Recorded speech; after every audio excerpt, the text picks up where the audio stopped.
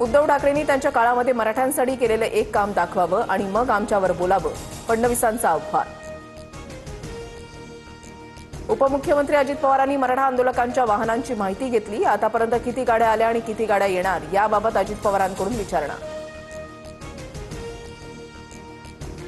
सीएसएमटीसह Churchgate railway स्थानकावर मराठा आंदोलकांची गर्दी. सीएसएमटी रेल्वे स्थानकावरच आंदोलकांकडून रात्रीचं जेवण.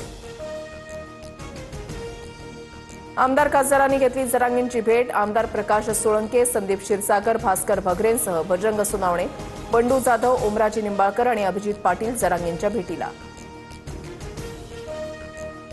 आझाद मैदानामध्ये 5,000 लोकांची मर्यादा ओलांडल्यानं सदावर्तींची जरांगेंच्या विरोधात तक्रार. जरांगेंसह त्यांना समर्थन देणाऱ्या उद्धव ठाकरे, बजरंग सोनावणे, क्षीरसागरांसह इतरांवरही गुन्हा दाखल करण्याची मागणी.